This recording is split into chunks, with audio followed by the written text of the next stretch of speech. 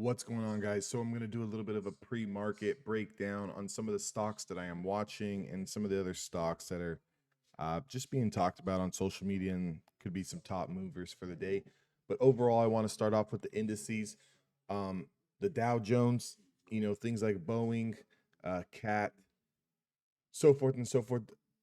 The diamonds have been weak for quite some time now. A few days ago, they did reclaim. They gapped over the 50-day moving average, and the past 2 days have kind of just been, trying to make a push up and then selling off. And yesterday as well, trying to make a push up and then selling off.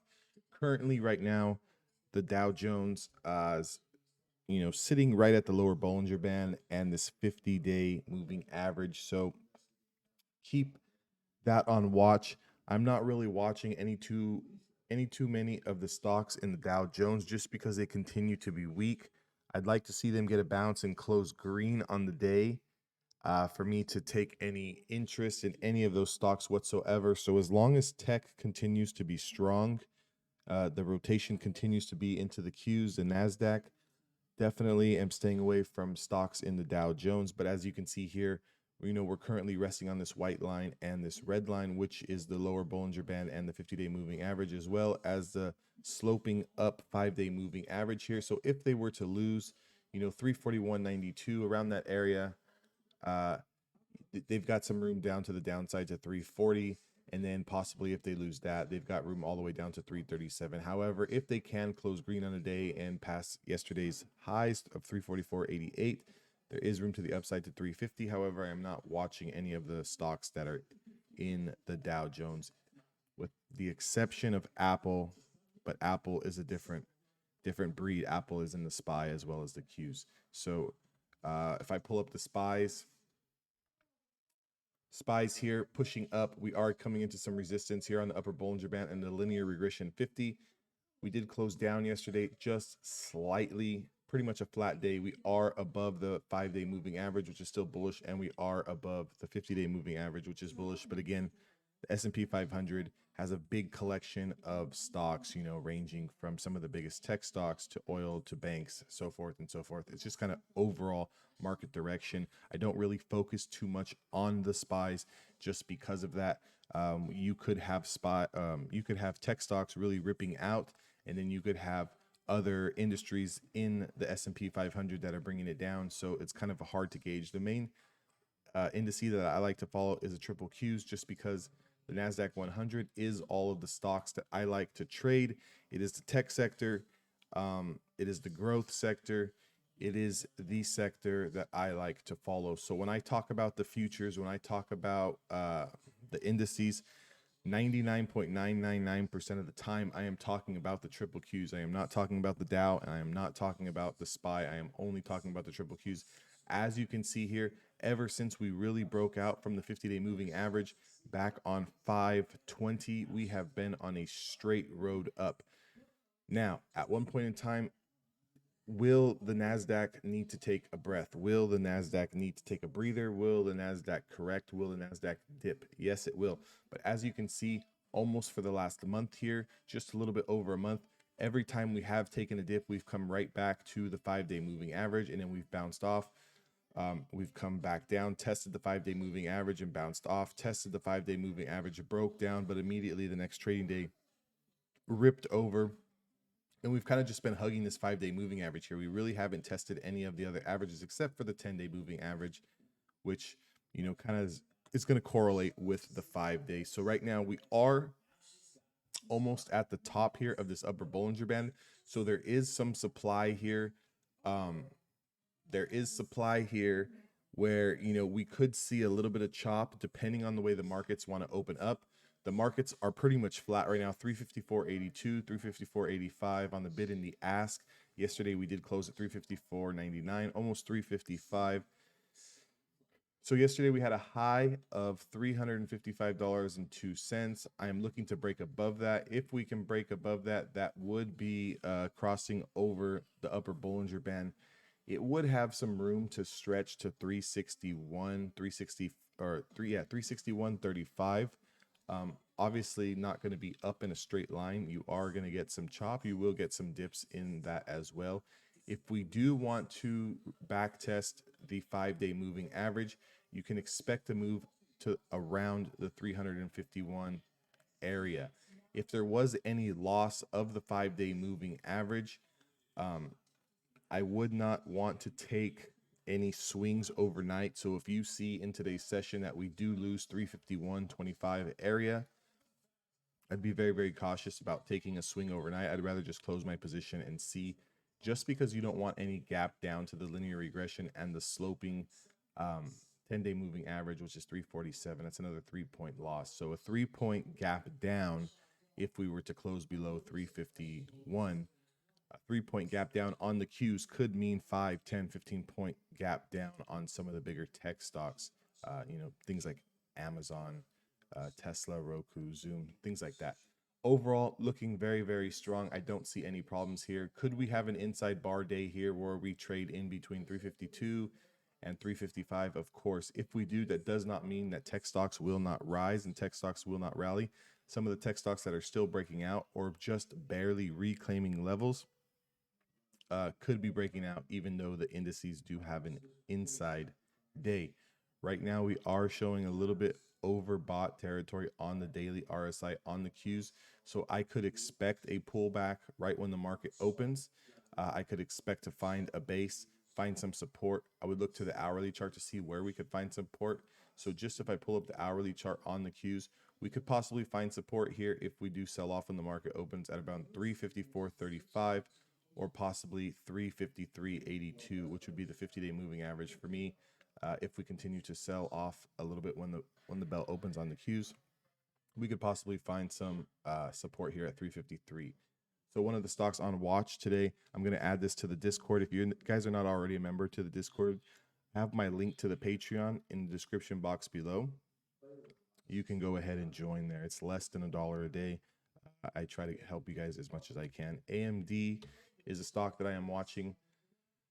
Pre-market highs of 91.44. I was having the 90 break on watch. However, pre-market, we are over that. So 91.44 is pre-market highs is what I am looking for.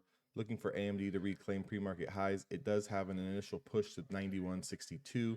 However, if I do pull up the daily chart here, 91.44 continuation could take this all the way up to 98.75. Obviously, again, guys, not in one move. AMD doesn't put up $10 candles, $10 candles just right off the bat. It's going to chop around a little bit. But could we see 3, 4, 5 points? Of course. Could this be a swing? Of course. If you're looking for support, we do have support down here on the daily at 86.42. So if something was to happen where the markets were to sell off and AMD becomes weak, you could look to bounce AMD off of strength in 86.60s area. If I just pull up the hourly chart here, you can see here that we will have some support at 90.32 for a possible remount. So any breakdown of 90.36, $90, and we immediately reclaim this area could be a potential buy zone. The next opportunity for a dip, if the market continues to sell off, is 89.50. So any loss of 89.50 and then a reclaim of that 89.50 area could be an area of opportunity to buy this on a bounce. Next stock that I'm going to take out is Zoom. Zoom here has room to 400. 400 is going to be the major level. So if I just draw a trend line here across right above this linear regression line, go back to the daily chart here, see where this correlates, and you can see where this is going to correlate perfectly at the upper Bollinger Band here. So currently we closed at 394.73. Currently in pre-market, we are trading at about 393.50. Between 393.50 and 395, between the bid and the ask, there is a bit of a spread on Zoom. That is a liquidity thing. I have noticed that Zoom does trade in a big, rangy, wide spread off the open. So for me, I would let Zoom open up for the first 5-10 minutes, see where it wants to sell out. There's no sense in jumping right in off of the bell and then getting your ass handed to you with a $3.50, $2 spread at the open. Let this thing kind of settle out and see which way that it wants to go. Definitely looking at the 400 break. the 400 break is going to be right here, just because we have a lot of room up to 464 if the NASDAQ and tech sector continues to be strong. Going back to the hourly chart here, I think any area of opportunity for a dip could come in the 392 to 391 area, something in there. I believe that if we did lose the 391 area, that we could possibly come all the way back down here to 385. Even if we did come all the way down here to 385, Zoom would still be very, very well, because even on the hourly chart, it is over the 50-day moving average here at a price of 383. And obviously, Zoom could lose 10, 20 points and still be fantastic, because the 50-day moving average is down here at 332. So realistically, ever since Zoom has broken above the 50-day moving average, it has just been an absolute monster. Tesla is also another stock that I am watching. We can see here 1, 2, 3, 4. Ever since we closed above the 50-day moving average, we had that gap up, and we've sort of just been trading sideways here. So definitely 698 is obviously the big number here on Tesla.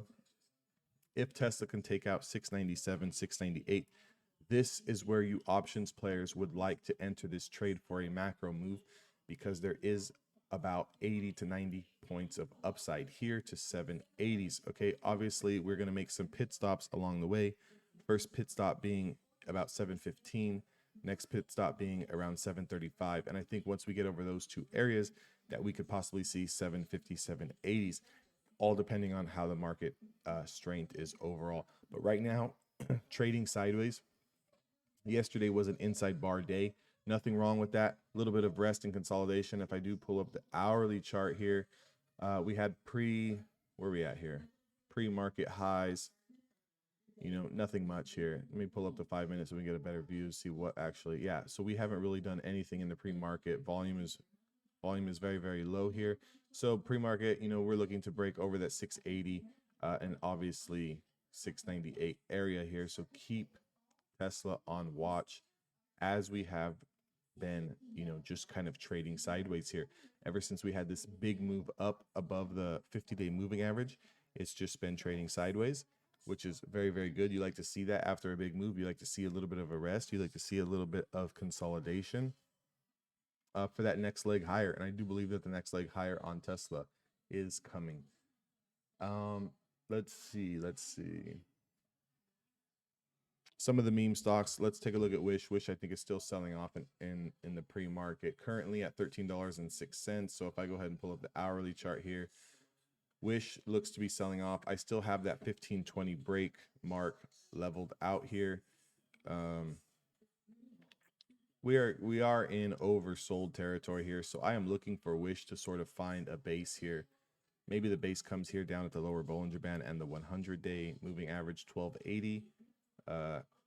It doesn't get a little sketchy for me on Wish until we lose 1268. If we start to lose 1268 on a close, 1150 would probably be the next stop. For me personally, that would be a little bit too much to chase down.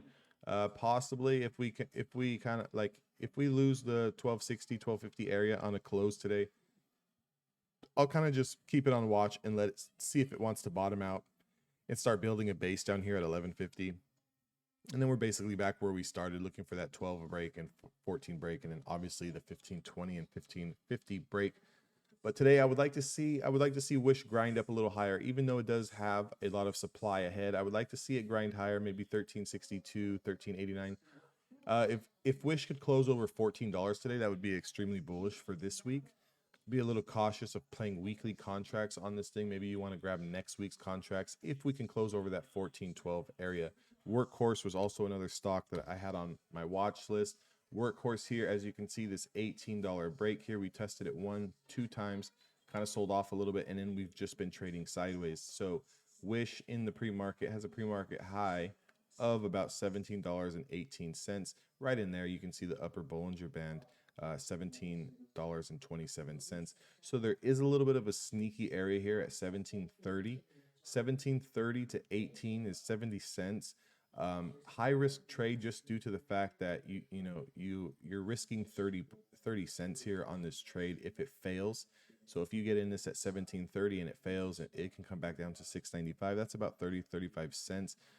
For me, still, I want to see workhorse break above 18. Also, Apple continues to look extremely strong. Okay, so we have pre-market highs here of about 136.33. Currently, we're at 136 even, flat on the day, 136.04, 136.06. So still looking for that 137.15 break, clear out this upper Bollinger Band here. If I do pull up the daily chart, you can see that 137.15 I have marked on my 1 hour chart is going to correlate perfectly with the upper Bollinger Band here. So if the market continues to be strong and Apple continues to be strong, there is a ton of 137 weekly calls on the books for this week's expiration. I think any close over 137.15 is extremely bullish for a continuation swing. It does have room up to 146, so this can grind higher.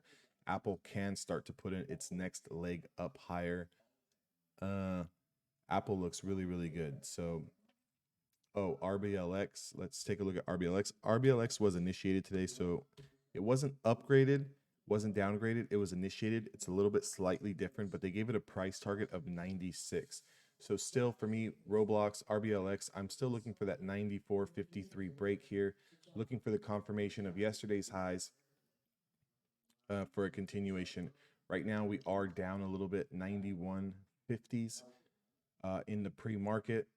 Have to see how pre-market is going to open up.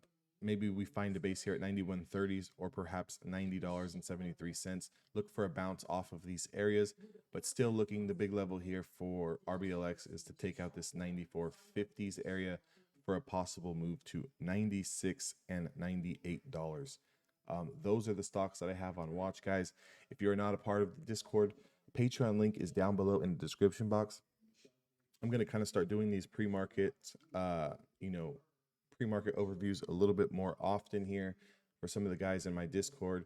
If you would like me to check out any stocks, feel free to drop a like, subscribe, a comment, or join the private community there, and I can help you guys out. But I hope you guys all have a good day today. Good luck, and I will see you guys that are in the Discord in a minute.